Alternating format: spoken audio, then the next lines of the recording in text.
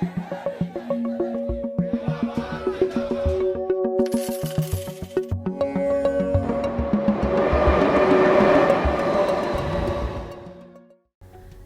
मैं निधि और आप देख रहे हैं बातें यूपी की।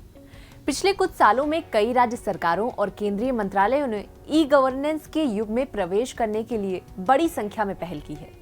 सार्वजनिक सेवाओं के वितरण में सुधार लाने और उन्हें एक्सेस करने की प्रक्रिया को सरल बनाने के लिए कई स्तरों पर सतत प्रयास किए गए हैं। इसी कड़ी में अब उत्तर प्रदेश सरकार कारोबार से लेकर सभी नागरिक सेवाओं के लिए प्रदेश में सिंगल विंडो सिस्टम लागू करने जा रही है।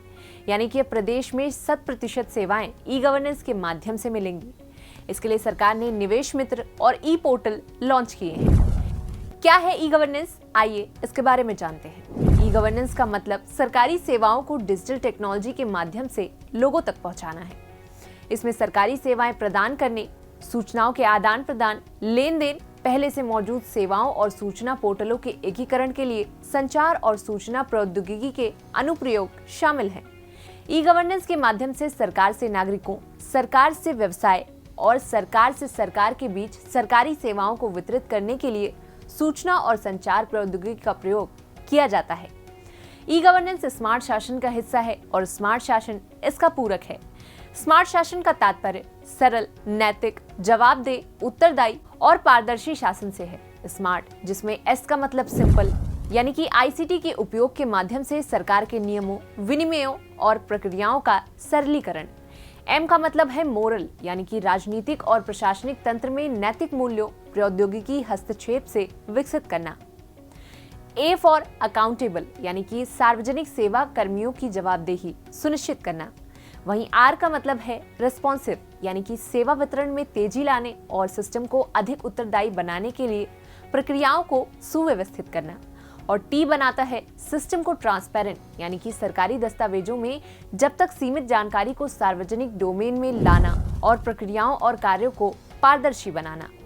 अब बात करें ई गवर्नेंस से होने वाले फायदों के बारे में, तो इसमें आम आदमी की सरकार तक पहुंच बढ़ना, भ्रष्टाचार में कमी आना, महिला सशक्तिकरण होना, तकनीक के उपयोग को बढ़ावा मिलना, सामाजिक और आर्थिक विकास होना, लागत में कटौती और राजस्व वृद्धि होना और सार्वजनिक प्राधिकरणों और नागरिक समाज के बीच बेहतर संबंध स्थापित होने जैसे कई फायदे शामिल हैं।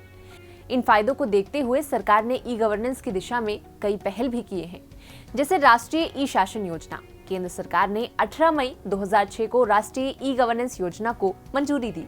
इसके तहत देश भर में ई शासन पहलों को एक समग्र सामूहिक दृष्टि के साथ एकीकृत किया जा रहा है। इसका उद्देश्य सार्वजनिक सेवाओं को नागरिक के घर के करीब लाना है। इसी के तहत 44 मिशन मोड परियोजना को लॉन्च किया गया है। मिशन मोड परियोजना यानी कि MMP राष्ट्रीय ई शासन योजना के अंतर्गत एक स्वतंत्र परियोजना के तौर पर शुरू की गई। ये परियोजना ई शासन के विभिन्न पहलुओं के किसी खास हिस्से, जैसे कि बैंकिंग, भूमि रिकॉर्ड या व्यावसायिक कर आदि पर आधारित सेवाओं का ध्यान रखकर बनाई गई है। दूसरी है ई क्रांति। ई क्रांति पूरे भारत में ई गवर्नेंस में तेजी लाने के लिए एक राष्ट्रीय ई गवर्नेंस योजना है। इसके तहत एकीकृत इंटरऑपरेबल सिस्टम के माध्यम से नागरिकों को इलेक्ट्रॉनिक रूप से सभी सरकारी सेवाओं का वितरण शामिल है। इसके अलावा आधार, UPI, डिजिलॉकर, उमंग, ई शासन, CSC 2.0, ई प्रमाण, ई गवर्नमेंट ऐप, पे government India, centre for e governance आदि भी ई गवर्नेंस पहलों में शामिल हैं। ई गवर्नेंस को बढ़ावा देने के लिए समय समय पर कई सारे सम्मेलन भी आयोजित किए जाते हैं। इसी कड़ी में हाल ही में ई गवर्नेंस पर 24वां राष्ट्रीय सम्मेलन आयोजित किया गया था। बता दें, प्रशासनिक सुधार और लोक शिकायत विभाग यानी कि DAPRG, कार्मिक, लोक शिकायत और पेंशन मंत्रालय और इलेक्ट्रॉनिक और सूचना प्रौद्योगिकी मंत्रालय, भारत सरकार ने तेलंगाना सरकार के सहयोग से ई गवर्नेंस पर 24वें राष्ट्रीय सम्मेलन का आयोजन 7 से 8 जनवरी 2022 के दौरान हैदराबाद में किया।